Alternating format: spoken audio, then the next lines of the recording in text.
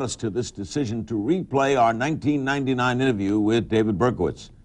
It was conducted at the Sullivan Correctional Facility in Fallsburg, New York. You've been here how long in this prison? About 12 years. Attica before that, right? Clinton before that. And then Attica. Before. And then Attica. It's been 22 years altogether. Do you eat in a group?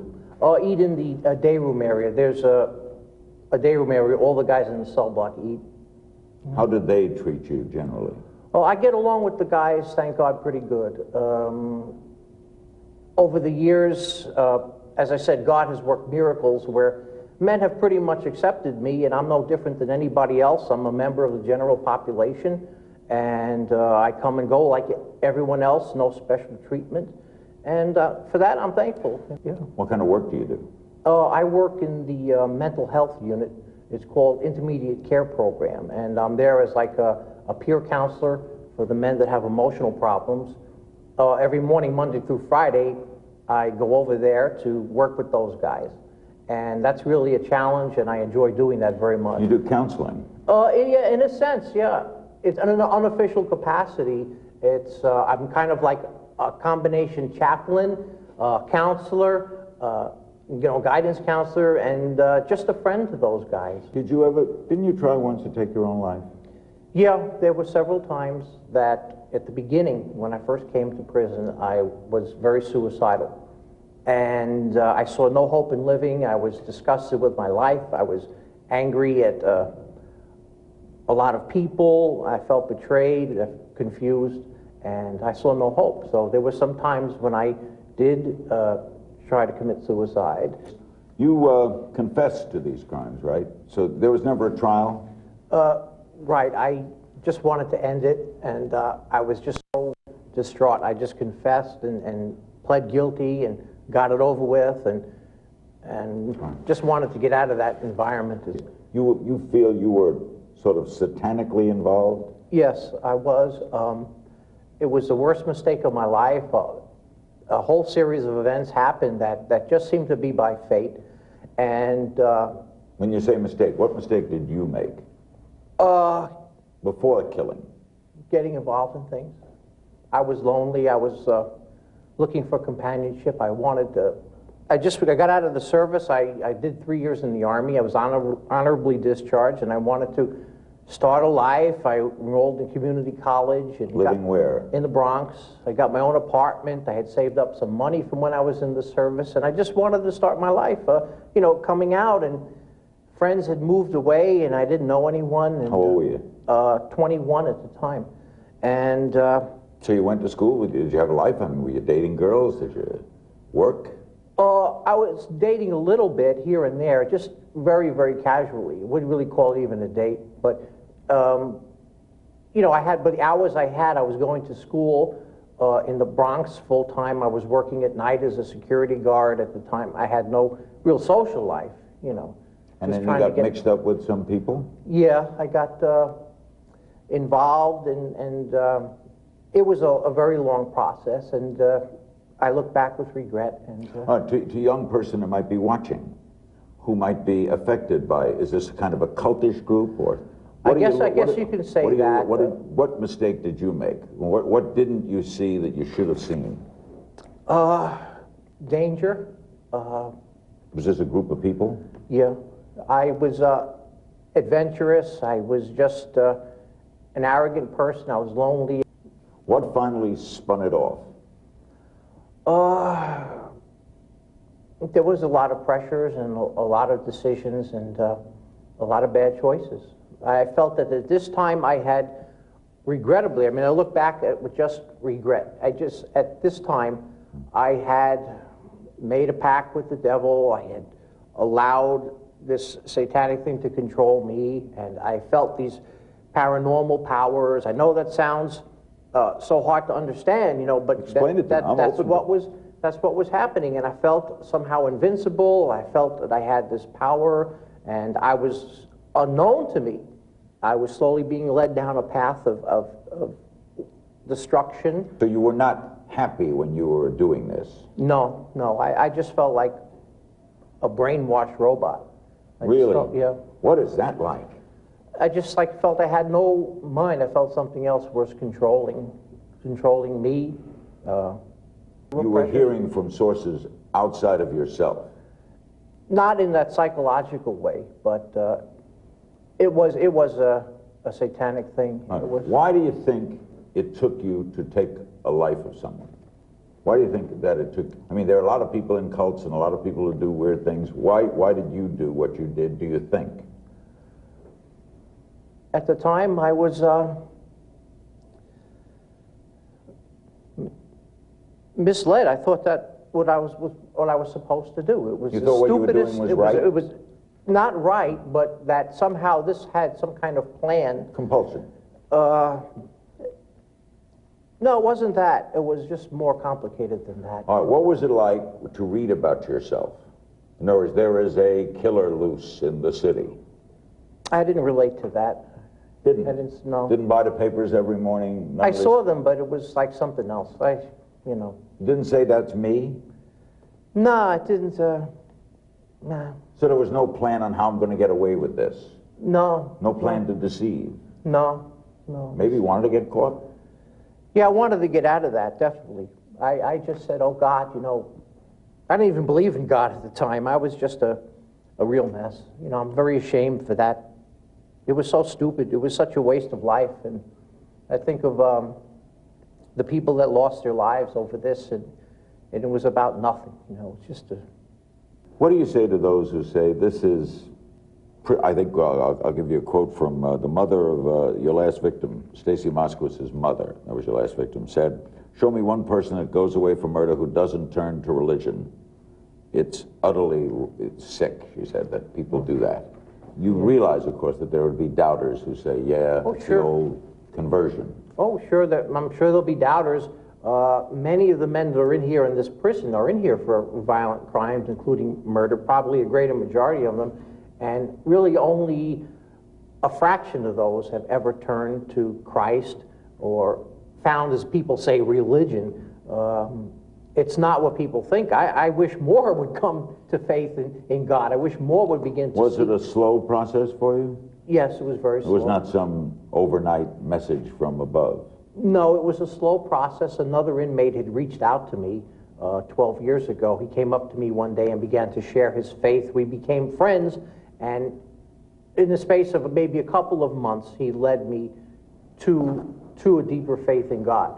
But I was under so much bondage. I mean, my life was just such a total wreck that it took a lot for God to reach me. Took a lot for God to reach me. When, after you would commit a crime and you would go back to wherever you lived, was there any remorse? Any feeling of this was wrong? I knew it was wrong, but at the time, you see, when somehow, to me, when a mind is captured, like by Satan, and the mind you can't look at things and evaluate things in their right perspective. So I'm asking takes a logical question that you can't answer logically, right? That's right. Because there's no logic dealing with it. No, there isn't. So what would you feel?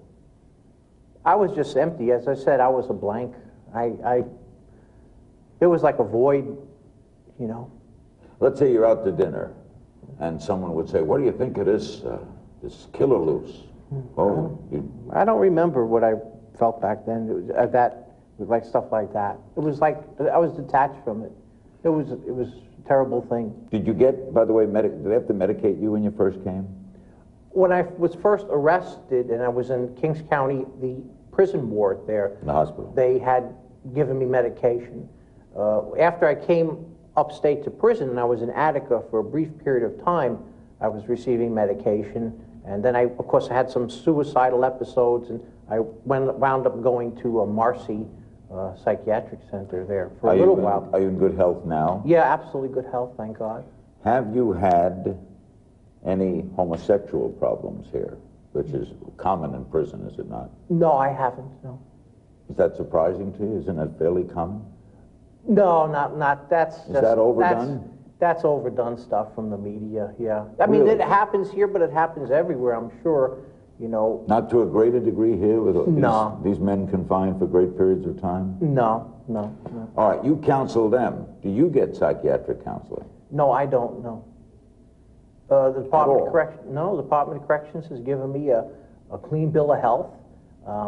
As I said, in the general population, I have no problem, no mental or emotional problems. Whatever I had in the past, God has completely and totally healed me. So of what that. do you do for the people you counsel? I give them a lot of encouragement. They let you have private meetings with them all day, and how's it work? Give me your day. Well, I get up in the morning pretty early. I like to pray. I like to read my Bible, make myself a cup of coffee.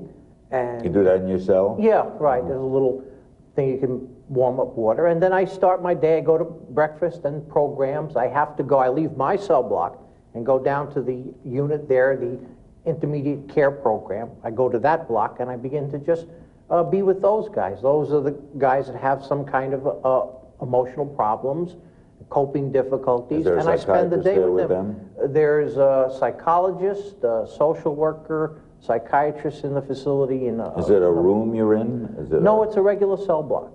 a cell block? Cell block. And you counsel them individually and in groups? We used to have a group Bible study that I did, but the doctor that allowed me to run it, he had moved on to another assignment, so it kind of dissolved. But I encourage the guys to go to the chapel. Basically, I empathize with them. I want to be a good listener, and I'll share scriptures with them. Do they ask you a lot about your past? Are they interested in Son of Sam? In here, most of the guys don't even talk about it.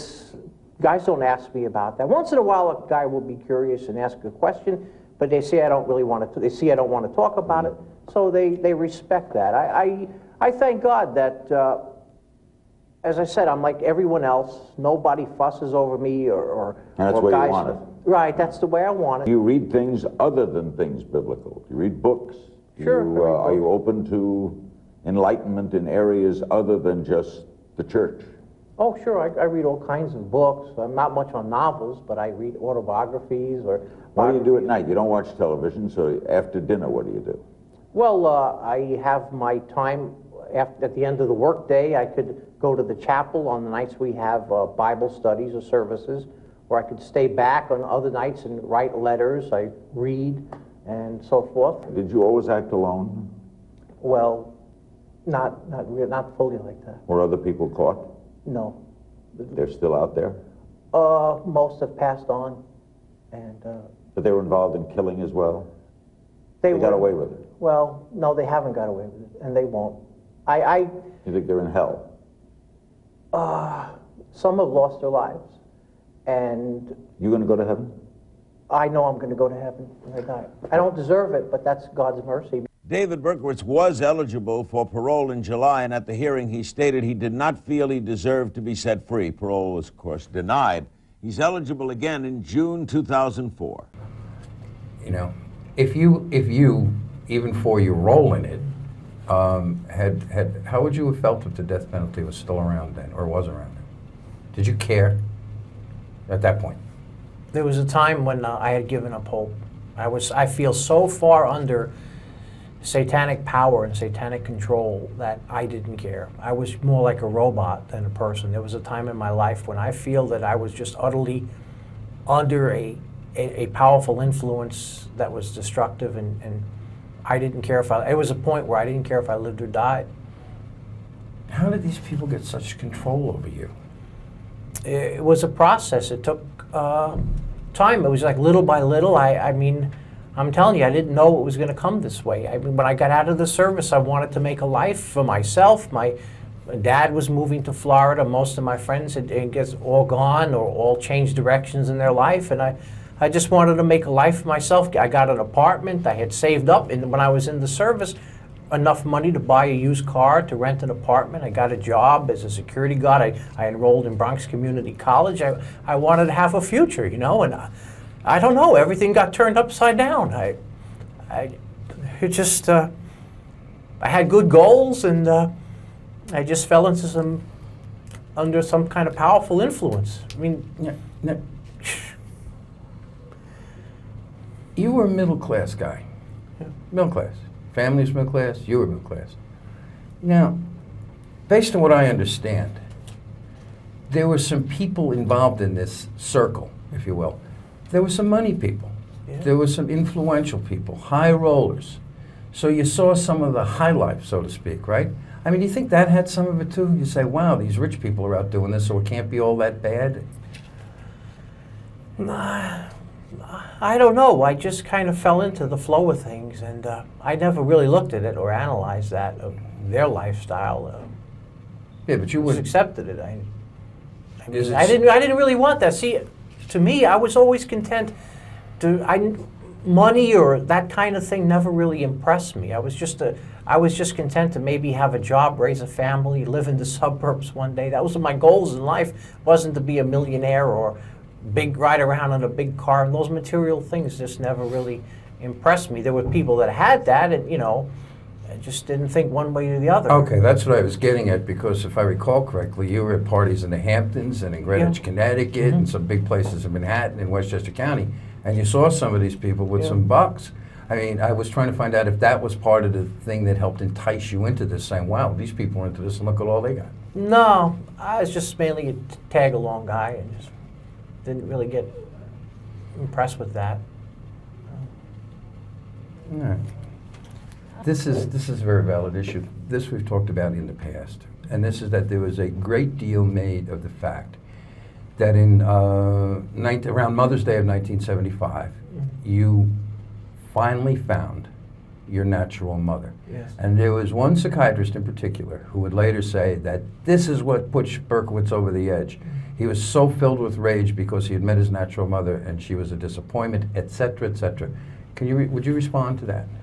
Yeah, I did find my natural mother. It was something that I just had in my heart to do. I had come across some literature from the Adoptees' Liberty movement, and this was back in early 75 or somewhere around 74. And I just suddenly had this urge to go see if I can possibly find my natural parents, because I was always curious. It was always like a driving thing. And to make a long story short, I did meet, as you said, it was in 75. I even lost track of the time. I did meet my natural mother, and she turned out to be a very nice person. And we got along really good, typical Jewish mother. And I found out I had a half-sister, and we really kind of hit it off pretty good. I started to go over to their house all the time. I was out in where my sister lived in Queens. She's long since moved away. My mom lived out in Brooklyn just briefly, and then moved to Long Island, to Atlantic, Long Beach. And I was over at her house a number of times. We had a fine relationship, and she used to cook meals, and it was totally false that I had any rage or animosity towards her. I feel that at that time with that psychologist, he was mainly, and this is not a criticism, but just looking back, he was mainly interested in fitting me into these different molds that he already had. As a Freudian psychologist, he had these certain molds you have to go into. It always reverts back to the childhood, the mother, a bad relationship. But that was completely false. Which brings something to mind. Somebody, not you, told me a long time ago that you had actually read a book called The Murdering Mind to be familiar with some of the psychology of this kind of stuff so that you could give the right answers to shrinks. Yeah, that's true, yeah. It's true. Yeah. So are you saying you were just parroting back to them what you thought they wanted to hear? Yeah. But there was a whole reason for that too. It's such a long story. It was that McGraw-Hill thing with Mr. Klausner and all the stuff that resulted from that. I had felt really betrayed by the attorneys, and it's no big deal. At that time, I was in a really depressed frame of mind, just coming into prison and, just facing everything. It was just so overwhelming. And then when I found out that the attorneys that represented me were working out a deal to write a book with this guy, and eventually a book was published by McGraw-Hill, which I think it didn't do well. It kind of bombed. But anyway, at that time when I found out that was coming out, I contacted the Mr. Abrahamson, Dr. Abrahamson, and kind of pretty much told him what he wanted to hear, you know. And that was foolish. I mean, at the time, I was just handling everything the wrong way. And at that time, I was, you know, depressed and suicidal in prison, and you know, I just. At that time, were you still involved in the occult? I used to practice in the very beginning, like rituals in my cell and everything. It was stupid. It was stupid. Yeah, we're talking about that, not now. Yeah, I know, I'm but it asking was about just, that. yeah, it was, yeah. So when you first came to prison and for a period of time, you were actually doing your own private rituals in your cell? Briefly, yeah. Yeah. And, I mean, I just, I was locked into a certain way of thinking. It's just impossible to explain, and I really hesitate to talk about it because sometimes it's just so taken out of context and misunderstood. But I was just into a type of thinking which I believe that later on in life, Christ had completely set me free from. And if it wasn't for my faith in Christ, if it wasn't for that other inmate reaching out to me one day and beginning to share his faith with me and bring me along that path, I probably would be just a miserable, lonely individual now, just caught up in my own world. Or in the ground? Or in the, yeah. Isn't it so that a substantial number of people whom you were associated with on the streets back in 76 and 77 are in the ground? That's what I've heard. I don't know how accurate all that is. I've heard, that the Carr brothers and so forth have lost their lives shortly after I was arrested. What exactly transpired, I don't know. Well, there's been a lot. Young girls like Dawn Coons Yeah. and Frank Signorelli died in jail, and Joe Carosa, who had the yacht in New Rochelle, Yeah. and so on and so forth. I mean, there's a laundry list of people Yeah. who died violently, either Yeah. murder, accidents, overdoses, suicides. That's what happens when, this is why I try so fervently to reach people with the gospel, because I know what Satan can do to a person. Do you remember Jimmy Kahn? Not the actor. Yes. The one who lived in your building. Yeah. After you got arrested, Kahn went up to his job trying to get a gun because he said people were now after him. Now, Kahn was involved in this case, at least in terms of Untermeyer Park, Yeah. not at crime scenes. And he drove that yellow VW once in a while. Well, Kahn is the latest one. I don't know if you're aware of this, but Kahn committed suicide around last Thanksgiving. So, for the record, it's up to, that we know of, about 21 people who were associates of yours in one way or another on the wrong side of this case have died since your arrest. And only one of them, whose name we know, Mr. D, died of natural causes, and he was elderly. All the others were young and unnatural causes. Does that say anything to you about all this? Yeah. That the devil means business. It doesn't play. That's what I've been sharing in my testimony time and time again, that the devil does not play. And person follows him or serves him, they're throwing their life away. They don't know what they're getting into. What could start out as dabbling could ultimately lead to total possession. I've seen it in the past. I know what happened to me.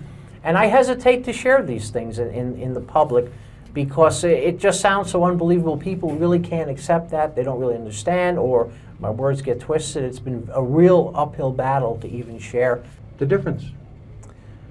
The David Berkowitz of the past was a very guy living without any hope, and was a very troubled and tormented person. I believe that I was a demon possessed, and the reason is because I allowed Satan to enter into me, and through rituals and incantations and other stupid things. I look back at that and say, man, that was garbage. I was an idiot to even do those things, but I didn't think it was going to end in destruction of others and even throwing my own life away. August 10th, 1977, over 20 years ago. And this was about 11 days after the sixth person was killed, by your hand. Well, yeah, I know what you're saying, yeah. And I was looking at that footage, and then for you, replay in your mind, is it still there for you, or is it just a gray, distant past? Well, the past, the scars of the past are always going to remain. There's been a lot of confusion about the name. Yeah. Who was the son of Sam? Who was Sam and the son of Sam? I, at one time, had gotten into Satan worship, and this entity, this demon, that was his name, and I had just allowed the devil. At one time, it was the foolish and stupidest thing I ever did in my life. I just let the devil take control of me. Back in 1975, 76, even before the crime started, I made a pact with the devil. Did you hear voices in your mind? Is that how it came to you? After some rituals and initiations and things that I went through, I began to experience, now that I look back and see what they were like hallucinations, and you know, Satan had come upon me with his power, and they were like audio-visual things that began to change and so forth. Now, these voices were telling you to go kill people. Just kill them. What was it? Was it ritualistic? Still painful. Yeah. Yeah, this was something down the road, years of conditioning and grooming. It's a very complicated story. Did you want to get caught? I wanted to get delivered. I wanted to get delivered. I wanted some, I was living without hope. I had surrendered myself to serve the devil. God, you know. When you were finally apprehended, and it was through a freak set of circumstances, your neighbors, a parking ticket was overdue, correct? Yeah. And the police finally did apprehend you. Was there relief? Yeah. I was going to be killed anyway. Someone was going to kill me. Someone from the group I was with was probably going to do me in eventually. Why? One thing I found out about the devil, that when you serve him and he uses you, when he's done using you, he throws you away. You mean nothing to Satan. So you were not in this alone. There were others involved with you. Yes, that's right. They were never apprehended. Some of them died shortly after I was arrested, and some of them, I think, were arrested for other things, what I've heard, and some are still around somewhere, you know. You pled guilty from the outset. Yeah. Why? Oh, there was a lot of pressure. From? The whole criminal case, the court, going to courts and everything was like a big circus. It was just a time of torment. My mind was gone. My mind was shot, and I was like really just like almost like an emotional vegetable. I mean, I didn't even know if I was coming or going anymore, and I'd just given up on life and wanted to get it over with. And I says, I'd just plead guilty, you know. Who is the assassin hiding behind the alias? Varying witness accounts of the shooter make cops work even harder. The sketches were so different, so it was confusing. Who was this guy? Cops got their man, but not everyone believed it was an open and shut case. I believe that David Berkowitz did not act alone, and in fact, it has crossed my mind that this .44 caliber pistol that was the weapon used in the shootings that we witnessed was passed around among a number of people. On two different occasions, investigative reporter Maury Terry interviewed David Berkowitz in prison for a documentary series. In these rarely seen meetings, Berkowitz tells Terry that he was not the only shooter. Now, there were a series of 8 attacks known as the Son of Sam killings. Yeah. Did you do all of them? I was at all of them. I was at, more or less at all of them, scouting the areas and reporting back on likely targets and things, and I did not pull the trigger at every single one of them. And I believe the police do know that. Berkowitz claimed his accomplices were fellow members of the 22 Disciples of Hell's Satanic Cult, a group he joined when he was 22. and the killings were sacrifices to their satanic gods. Berkowitz agreed to go through each shooting, saying which ones he did and which ones he didn't, including Carl De Niro's. Carl De Niro, Rosemary Keenan in Queens. No, that wasn't you. No. Were any of the 44 shootings done by females? Yes. Would that have been one shooting or two? One I know of, possibly two. And I know that Carl's was definitely a woman. Berkowitz refused to name any living co-conspirators for fear of reprisals against his family. But De Niro may have an idea of who she is. All indications point to a female who was in the cult. We can actually place her within 2 blocks of the shooting, and she's still alive. She would be 71 years old now. Who do you think shot you? I'd rather not say.